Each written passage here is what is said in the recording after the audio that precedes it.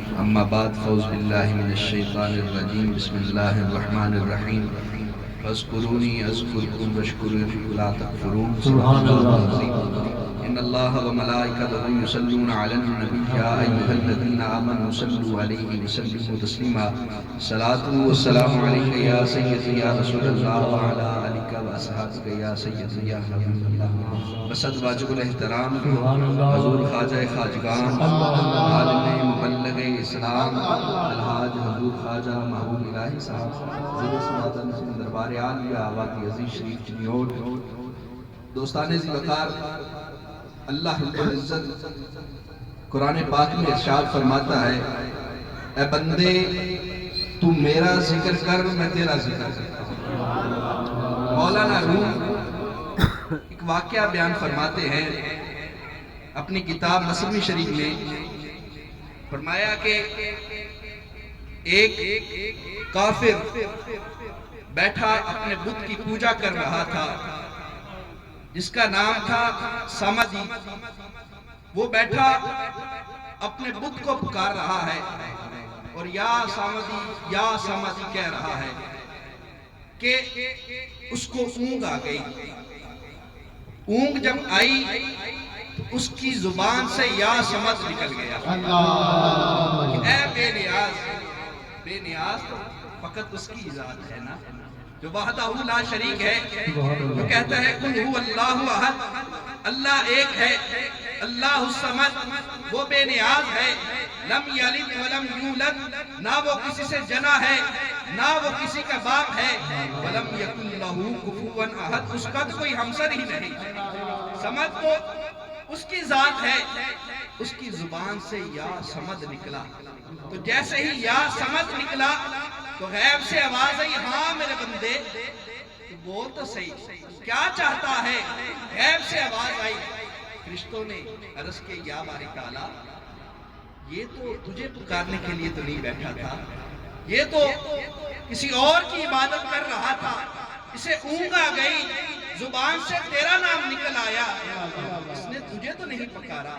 فرمایا فرشتوں میں تو اپنے بندے کی شہرت سے بھی زیادہ قریب ہوں، میں تو اپنے بندے سے 70 ماؤں سے بڑھ کے زیادہ پیار کرنے والا ہوں، اگرچہ وہ مجھے بھول کے بلا لے میں اس کے لیے حاضر ہوں۔ دوستان محترم فرمایا بندے تو میرا ذکر کر میں تیرا ذکر کرتا ہوں۔ دوستان ذی وقار جب بندہ اپنے رب کے ذکر سے غافل ہوتا ہے تو آسمانوں میں آواز بلند ہو جاتی ہے کہ ہمارا بندہ ہوا کرتا تھا جو ہمارا ذکر کیا کرتا تھا۔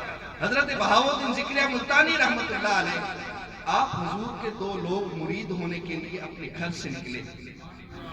جب وہ اپنے گھر سے نکلے تو سفر لمبا تھا، ایک درخت کے نیچے بیٹھے کہ تھوڑی دیر آرام کر لیا جائے۔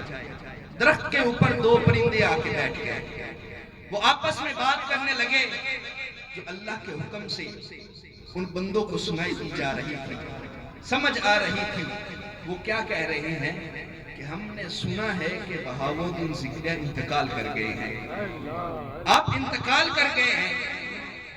اب جب 2 بندے جو کہ مرید ہونے کا ارادہ رکھتے تھے، ملاقات کرنے کا ارادہ رکھتے تھے، انہوں نے سنا کہ بہاؤالدین ذکریہ ملتانی آپ حضور رحمت اللہ علیہ تو انتقال کر گئے ہیں، اب جانے کا کیا فائدہ ہے؟ تو دوسرا کہنے لگا بھئی چلتے ہیں، چلو ان کے مزار پہ حاضری ہی صحیح۔ تو وہ اپنا سفر جاری رکھتے ہیں۔ جب وہ ملتان پہنچتے ہیں تو دیکھتے ہیں کہ آگے حضرت صاحب بیٹھے ہوئے ہیں، حضور بیٹھے ہیں اپنے سنگیوں کو تربیت فرما رہے ہیں۔ وہ دونوں بڑے پریشان ہوتے ہیں، حیران ہوتے ہیں کہ معاملہ کیا ہے؟ ہم نے وہاں پہ سنا تھا کہ آپ انتقال کر گئے ہیں، حضور یہاں پہ بیٹھے تو اپنے سنگیوں کو تربیت فرما رہے ہیں۔ وہ دونوں حضرت صاحب کی بارگاہ میں حاضر ہوتے ہیں۔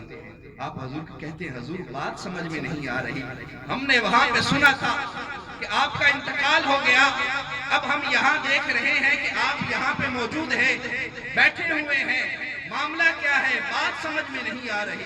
تو آپ فرمانے لگے لوگوں جو تم نے وہ سنا تھا وہ بھی سچ تھا، اب یہ جو تم دیکھ رہے ہو یہ بھی سچ ہے۔ تو وہ بڑے حیران ہوئے، عرض کی حضور بات سمجھ میں نہیں آ رہی۔ آپ فرمانے لگے میں اپنے رب کے ذکر سے چند لمحے کے لیے غافل ہوا. چند لمحے کے لیے غافل کیا ہوا؟ زمین و آسمان میں اعلان کروا دیا گیا کہ ہمارا بہاؤالدین ذکریہ ہوا کرتا تھا، وہ ہمارا ذکر کیا کرتا تھا. اب وہ ذکر نہیں کر رہا، کہیں انتقال تو نہیں ہو گیا؟ کہا بس وہ چند لمحے کے لیے میں غافل کیا ہوا. زمین و آسمان میں آواز بلند ہو گئی، ہمارا بہاؤالدین ذکریہ ہوا کرتا تھا، ہمارا ذکر کیا کرتا تھا. اب وہ ذکر نہیں کر رہا، اس کا انتقال تو نہیں ہو گیا.